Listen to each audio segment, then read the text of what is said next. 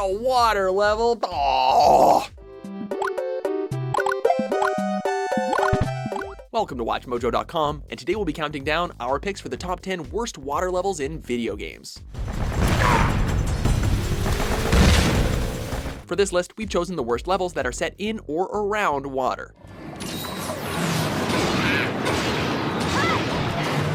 The lethargy, difficulty, confusion, and gameplay changes that are sometimes a stigma of water levels are taken to an absurd extent with these soggy stages. For water levels that you might enjoy, be sure to check out our list of the top 10 video game water levels.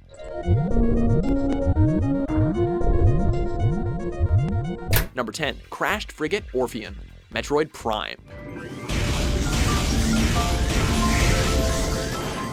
Samus actually boards this space vessel in the game's first level, but after defeating a group of fairly weakened space pirates and the Parasite Queen, the ship crash lands into the waters of Talon 4. When Samus returns, it is a submerged wreck, guarded by a few stragglers and shrouded in murky darkness. It's this darkness that hurts an otherwise interesting level, as it makes the player all too reliant on the bright, fluorescent thermal vision to find anything.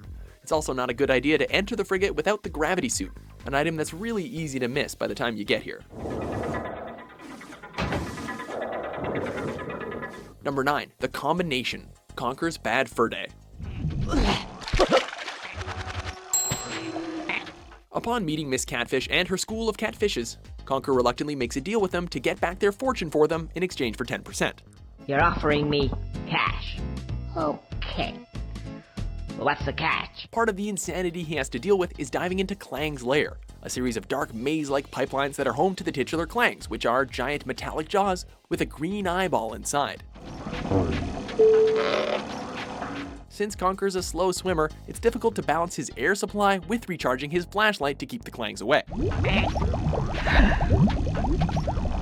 But worst of all, the animation that hints how much air you've got left is not the most intuitive, so it's basically a guessing game that keeps you from not drowning.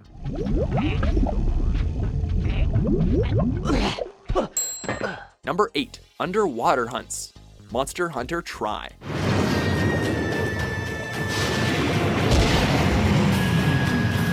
Monster Hunter Tri and its re-release Monster Hunter 3 Ultimate are the first and only games in the long-running RPG series to feature underwater battles, but not without good reason. There's an issue where monsters would be a cakewalk to battle on land and then become overpowered when they're at sea. It also doesn't help that certain weapons are near useless underwater. Altered controls compared to those on land makes these levels even more frustrating, as moving your hunter and the camera underwater is a chore.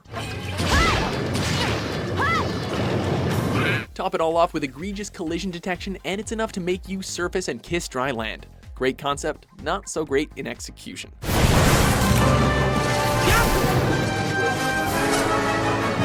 Number 7. 40 Fathoms, Tomb Raider 2. Hitching a ride on a sub, Lara travels to a wrecked cruise ship, the Maria Doria, to recover an artifact. But Miss Croft is left in a bit of a sticky wicket when a shark capsizes her sub.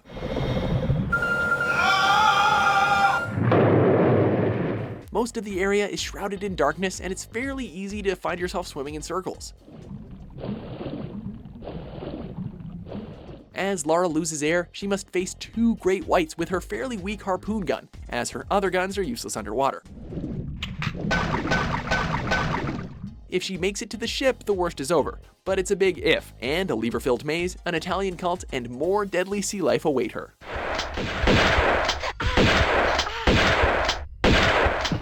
Number 6. World 7-4, Super Mario Bros. 3. Since the very first Mario games, water levels have had a special place in our heart. That place is generally a deep dark corner where Cheep Cheeps try to kill us. The sole water level of Pipeland takes the cake as it mixes the standard hazards of water levels with auto-scrolling. In short, the level literally pushes you ahead with little to no time to explore or fight off enemies. But the real danger starts after a swarm of electric Gelectro appears. Since they are invincible to Mario's attacks, players must work quickly and precisely or they'll end up on the blooper reel. Number 5. Mount Kazai, Skies of Arcadia. In the search of the Blue Moon Crystal, Baez and his crew enter the underwater caves of Mount Kazai. Inside, they have to traverse a multi-tier maze and solve tricky puzzles to get to the Enchanted Stone. This works against players, as the game's random encounter system will spawn enemies every few steps. Diving underwater is enemy-free, but it's done in a clunky diving suit that slows movement to a crawl. The biggest annoyance of the lengthy level is Tortugar. Not only can the flying sea turtle monster heal all its health, but it has a technique that renders every attack but the team move, Prophecy, ineffective. Number 4. Great Bay Temple. The Legend of Zelda, Majora's Mask.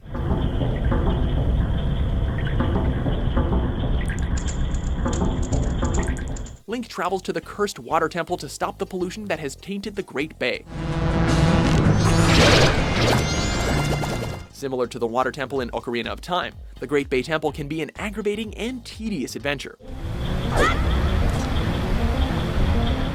To get where he needs to go, Link must open valves into different pipes, and do it in a somewhat specific order.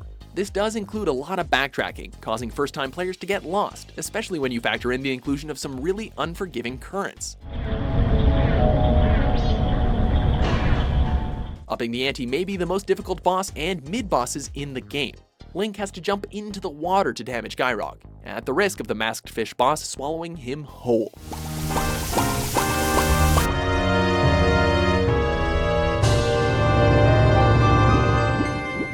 Number 3. The Labyrinth Zone, Sonic the Hedgehog.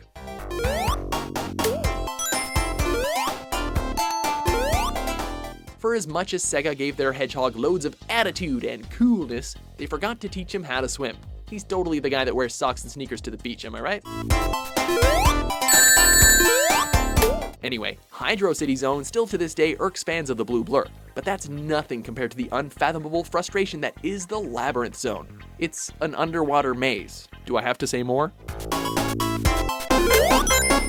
This stage is 3 acts of Sonic walking in water, climbing, and avoiding every ridiculous badnik and death trap set in the place. Then there's being stalked by the totally not the Jaws theme when Sonic's about to drown. You better get an air bubble before it's too late. Number 2. Atlantica, Kingdom Hearts 2. Complete, wouldn't you think I'm the girl who has everything? The last time Sora, Donald, and Goofy were in Atlantica, they battled some nasty underwater Heartless, and it was a bit tedious but still enjoyable. This time around, no Heartless are to be found, just a love story and a quick-time rhythm game disguised as a musical. Wait, what? Swim this way, we'll dance and we'll play. Now it's very easy, come on and just take a chance and shake a feet. Let the music move you, you can do it! While the classic Under the Sea is still here, the rest of the songs are unbearably bad. Like bad enough to make those Disney DTV sequels look Oscar-worthy. Under the sea, under the sea. All of this is capped off with an anticlimactic boss battle with Ursula. We do not want to be a part of this world. Right now! Mommy needs you, such stupid fools. They can fly. I don't think so. Before we dive into our top pick, here are a few dishonorable mentions.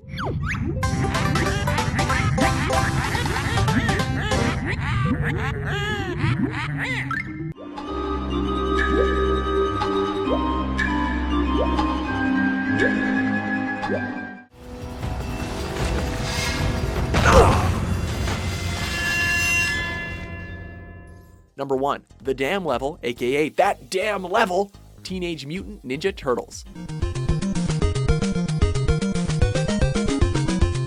Let's be honest, if Shredder and Krang were ever this clever in the show, the heroes on a half shell would have been turtle soup by now. Here, their evil plan is to spread time bombs near a dam, which will flood New York City if they blow. The turtles jump into the dam to defuse the bombs, only for it to be loaded with electric seaweed, underwater lightning, and other insanely cheap traps. Clunky swimming controls add yet another wrinkle to an already volatile scenario. With a whopping 2 minutes and 20 seconds to defuse all of the bombs, it's enough to make anyone say, "Damn!" Do you agree with our list? It's not over yet, you can do it, keep going! Which water level cramps your style? For more awesome top 10s published every day, be sure to subscribe to WatchMojo.com.